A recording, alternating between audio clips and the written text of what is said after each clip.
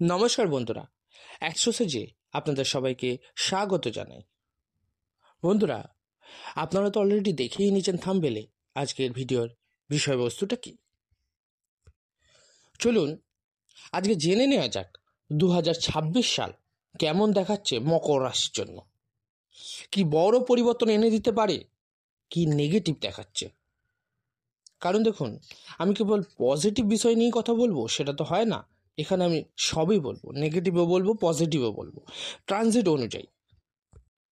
বছর 2026, সবচেয়ে আগে আমি আপনাদের সকলকে আন্তরিক শুভেচ্ছা জানাতে চাই।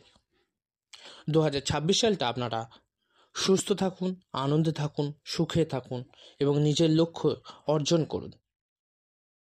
তো বন্ধুরা, আপনার রাশি মকর রাশি। আপনার রাশির স্বামী শনিদেব। শনি আপনার তৃতীয় ঘরে আছে জানুয়ারি 2026-এর চার্ট অনুযায়ী। রাহু আপনার দ্বিতীয় ঘরে আছে, বৃহস্পতি আপনার ষষ্ঠ ঘরে আছে, কেতু আপনার অষ্টম ঘরে আছে, সূর্য, শনি, মঙ্গল, বুধও এখানেই আছে আপনার দ্বাদশ ঘরে। আর বন্ধুরা, আপনাদের বলে দিই, এই 2026 সালটা দেখুন, 2026 সালটা হচ্ছে 2+2 অর্থাৎ 4 এবং 6 যোগ করলে 10। এই বছরটা অর্থাৎ 2026 সালটা সূর্যের বছর, অর্থাৎ নবগ্রহের রাজা সূর্যদেবের বছর। সূর্য আপনার অষ্টম লর্ড। যদি প্রথমেই আমি আপনাদের এ নিয়ে কিছু বলি, তাহলে বলবো এই 2026 সাল যখন সূর্য আপনার অষ্টম লর্ড, এটা কিন্তু আপনার অকাল নলেজ বাড়াবে, আপনার ডিপ নলেজ বাড়াবে। আর এটা অবশ্যই ছাত্রদের ক্ষেত্রেও ভালো। এটা আপনার শ্বশুর বাড়ির পক্ষের জন্যও কিন্তু ভালো থাকবে। আপনার ইনলসের কাছ থেকে কিছু পাওয়া বা কোনো সুখবর আশা করতে পারেন আপনি, অথবা কোনো প্রপার্টি, কোনো জিনিস যা আটকে ছিল এতদিন ধরে, কোনো কাজ আটকে ছিল, কোনো ধন সম্পদ আটকে ছিল, কোনো জিনিস যা পাওয়া বাকি ছিল বহু বছর ধরে, এই বছর 2026-এ তা কিন্তু পূর্ণ হতে চলেছে। যখন সূর্য অষ্টম লর্ড না, তখন এমন কিছু যা আপনি বহু বছর ধরে অপেক্ষা করছিলেন, এই বছর 2026-এ কিন্তু আপনার সম্পূর্ণ হতে চলেছে। বিস্তারিত আলোচনায় যাওয়ার আগে বন্ধুরা, আপনাদের বলে রাখি, আজকের এই বিশ্লেষণটি জন্মরাশি, চন্দ্ররাশির উপর ভিত্তি করে তৈরি করা। আপনারা যারা নিজেদের বাচ্চাটা প্রেডিকশন করাতে চাইছেন, জন্মকুণ্ডলী বিচার করাতে চাইছেন, তারা অবশ্যই আমার টেলিগ্রাম চ্যানেলে জয়েন করে নিতে পারেন। লিঙ্কটা ভিডিও ডেসক্রিপশানে দেওয়া থাকবে। এছাড়াও আপনারা চাইলে আমার সঙ্গে সরাসরি যোগাযোগ করে নিতে পারেন হোয়াটসঅ্যাপে। হোয়াটসঅ্যাপ নাম্বারটাও এই ভিডিও ডেসক্রিপশানে দেওয়া থাকবে। চলুন এবার এগিয়ে যাই। রাশির স্বামী আপনার শনি, যিনি আপনার তৃতীয় ঘরে আছেন। এই শনি 26শে জুলাইতে কিন্তু বক্রি হবেন, তৃতীয় ঘরেই বক্রি হবেন। আপনি যদি এমন কোনো কাজ করতে চান যা ধরুন আয়রন মানে লোহা, মেশিন, পেট্রোল, অয়েল এসব সম্পর্কিত হয়, তাহলে এই বছর অর্থাৎ 2026-এ কিন্তু করতে পারেন। আমি নিশ্চিতভাবে বলবো শনি বক্রি হবেন তৃতীয় ঘরে, তো আপনার খুবই ভালো হবে। ইম্পোর্ট এক্সপোর্টের জন্যও কিন্তু খুব ভালো। শুধু একটা কথা এই যে আপনার এনভায়রনমেন্ট, যারা আপনার আশেপাশে, তাদের সাথে কিন্তু তর্ক করবেন না, তাদের সাথে কোনোভাবে আর্গুমেন্টসে যাবে না 2026 সাল, এই 26 সালে, বিশেষ করে যখন শনি আপনার বক্রি হবেন তৃতীয় ঘরে।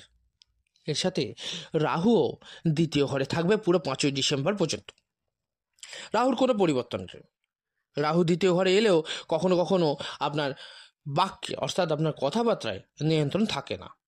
অপরিচিত বা আপনার যেসব জিনিসগুলো আপনি জানেন না, চেনেন না, সেগুলো থেকে দূরে থাকাই আপনার ভালো। এটা কিন্তু আপনার প্রচণ্ড পরিমাণে নেগেটিভ জিনিস দেখায়। এছাড়া হ্যাঁ, অবশ্যই বলে রাখি, অ্যালকোহল জাতীয় জিনিস, স্মোকিং, এসব থেকে কিন্তু আপনাকে দূরে থাকতে হবে। রাহু আপনার দ্বিতীয় ঘরে আছে, তো অবশ্যই মিথ্যা বলা থেকে কিন্তু আপনাকে বাঁচতে হবে। যতটা পারবেন সত্য বলবেন, সত্য কর্ম করে দিকে মন দেবেন। কারণ আপনি যদি মিথ্যা বলেন, পরবর্তীকালে কিন্তু এটাই আপনার জন্য ঝামেলা হয়ে ফিরে আসবে। এই 2026 সালের কথাই বলছি। চলুন এবার বলি ছাত্রদের অর্থাৎ স্টুডেন্টসদের 2026 সালে পড়াশোনা কেমন থাকবে। পঞ্চম লর্ড শুক্র আপনার দ্বাদশ ঘরে আছে। শুরুতে ভালো না, পড়াশোনা ততটা ভালো নয়। শনি পঞ্চম ঘরকে দেখছে। শনি পঞ্চম ঘরের দৃষ্টি এবং অশুভ দৃষ্টি কখনো কখনো পড়াশোনা থেকে মন কিন্তু সরিয়ে দেয়, মন সরে যায়।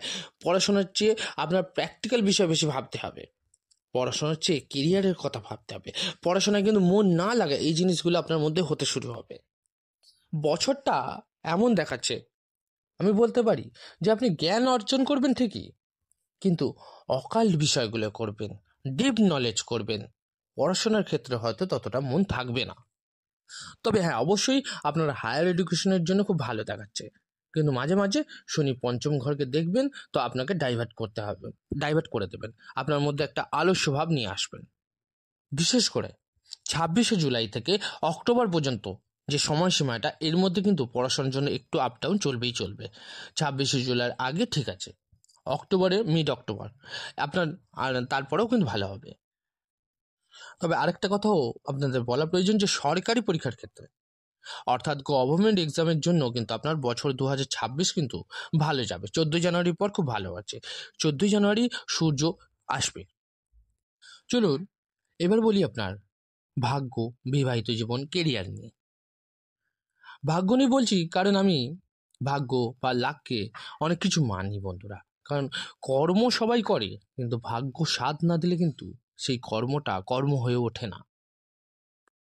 দেখুন, এই পৃথিবীতে কিন্তু সকলেই কর্ম করছে, সকলেই দৌড়াচ্ছে কাজে, কিন্তু যা লাক ফ্যাক্টর করছে সেই কিন্তু এগিয়ে যাচ্ছে, সেই জিতছে। কারণ তার হিডেন ভাগ্য কতটা শক্তিশালী সেটা কিন্তু অনেক কিছু ম্যাটার করে। কর্ম করতে করতে মানুষের জীবন চলে যায়, কিন্তু কারো ভাগ্য কতটা শক্তিশালী সেই অনুযায়ী কিন্তু সে এগিয়ে যায়। এই 2026 সালের যে ট্রানজিট হচ্ছে, সেই ট্রানজিটে আপনার বৃহস্পতি সপ্তম ঘরে বসছেন। প্রথম ঘরকে দেখবেন 2রা জুন থেকে, বিশেষ করে 2রা জুন থেকে 31শে অক্টোবর, এই সময়টা 70 থেকে 80% আপনার ভাগ্য কিন্তু খুব ভালো থাকবে। 2রা জুনের আগে আমি খুব ভালো বলতে পারছি না, কিন্তু 2রা জুনের পর খুব ভালো যাবে, ভাগ্য আপনাকে খুব সাপোর্ট দেবে। আর কেরিয়ার নিয়ে যদি বলি, শুক্র আপনার 12তম ঘরে আছে, শনির দৃষ্টি 10ম ঘরে নেই, রাহু দেখছে। টেকনিক্যাল ভালো, মেকানিক্যাল ইঞ্জিনিয়ারিং ভালো, ট্রাভেলিং সংক্রান্ত কাজ ভালো, টেক মানে আইটি সংক্রান্ত যেসব কাজ আছে এগুলো খুবই ভালো থাকবে আপনার। কমিউনিকেশন স্টার্টিংয়ে খুব ভালো নয়, কিন্তু জুনের পর থেকে কমিউনিকেশন সংক্রান্ত কাজও কিন্তু ভালো হবে। বিদেশি কাজ ভালো, ফরেন সংক্রান্ত কাজ আপনার জন্য ভালো হবে। এছাড়াও শনি 3য় ঘরে, travelling, short travel, import export, manufacturing, oil, gas, খুবই ভালো বছর 2026, এটা আপনি লিখে রাখতে পারেন। রাহু 2য় ঘরে, যেমন বলেছি আপনার কিন্তু কমিউনিকেশন, পেশেন্স, রাগ, অ্যাগ্রেশন, জেদ, এগুলো কিন্তু নিয়ন্ত্রণে রাখতে হবে 2026 সালে। চেঞ্জ যদি চান 2026 সালে চেঞ্জ কিন্তু আপনার আসবে।